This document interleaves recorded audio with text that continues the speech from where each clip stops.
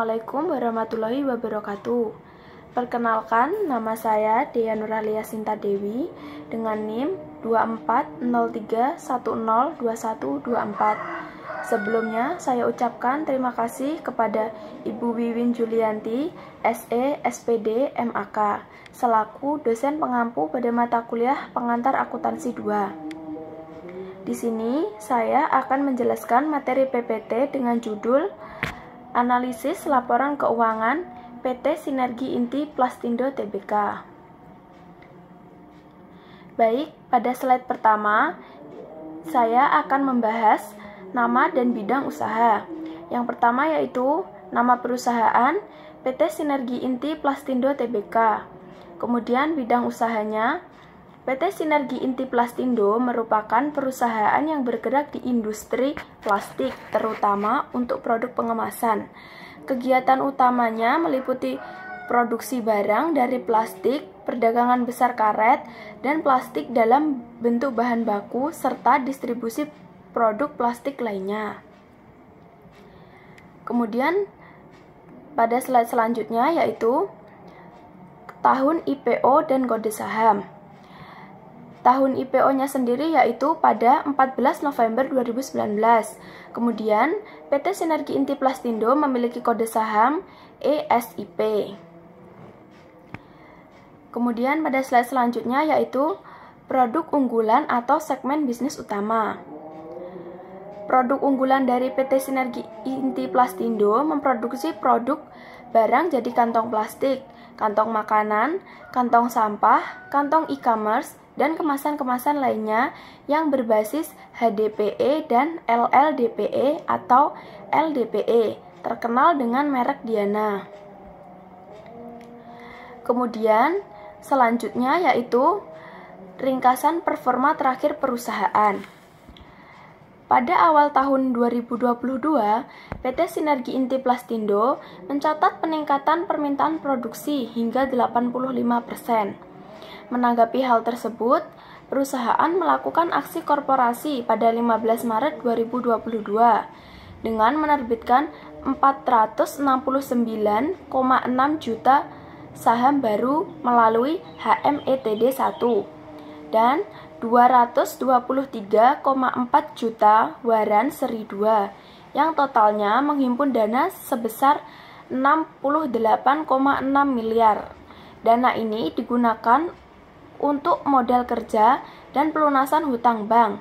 Hasilnya, penjualan bersih pada tahun 2022 meningkat menjadi 65,15 miliar dari 53,93 miliar di tahun 2021 dan liabilitas turun signifikan dari 31,05 miliar menjadi 3,21 miliar. Selanjutnya yaitu ada logo dan tagline perusahaan. Berikut ini adalah logo dari PT Sinergi Inti Plastindo. PT Sinergi Inti Plastindo sendiri menggunakan logo berbentuk huruf S yang merepresentasikan sinergi dan kekuatan industri. Kemudian yang selanjutnya yaitu ada foto produk, pabrik atau iklan. Di situ terdapat foto produk dari PT Sinergi Inti Plastindo, yaitu kantong makanan. Kemudian di sebelahnya yaitu ada foto pabrik dari PT Sinergi Inti Plastindo. Yang selanjutnya yaitu grafik saham atau tren pendapatan.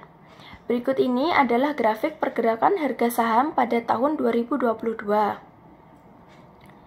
Dapat dilihat di situ, pada awal tahun, tepatnya bulan Januari dan Februari, harga saham masih stabil di angka Rp145 per lembar. Volume transaksinya juga cukup tinggi, yaitu sekitar 1,9 dan 1,4 miliar. Memasuki bulan Maret, harga saham mulai menurun menjadi Rp116. Namun, justru volume transaksi meningkat tajam menjadi 2 miliar. Ini adalah volume tertinggi sepanjang tahun. Dapat dilihat, yang artinya banyak aktivitas jual beli terjadi saat itu.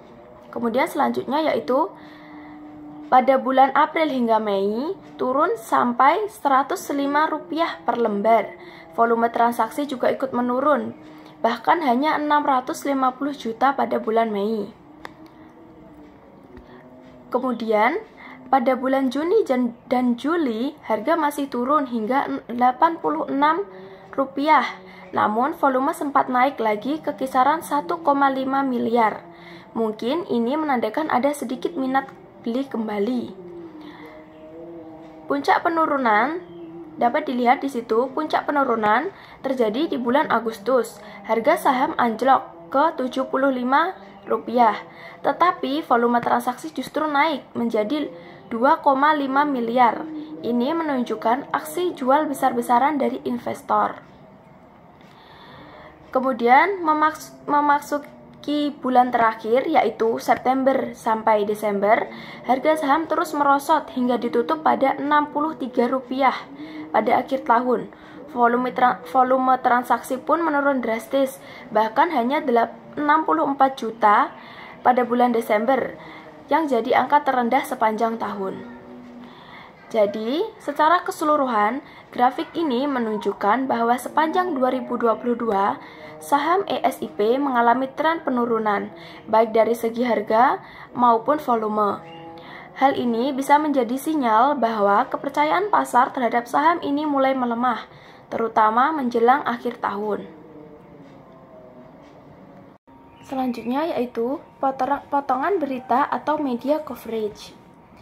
Dapat dilihat, selama tahun 2022, PT Sinergi Inti Plastindo beberapa kali muncul di media, di antaranya pada artikel kontan.co.id yang membahas produk daur ulang berbasis limbah plastik, serta pengumuman hak paten merek Diana Sakti di Koran Jakarta, edisi 4612. Ini menunjukkan eksistensi perusahaan dan ranah publik media.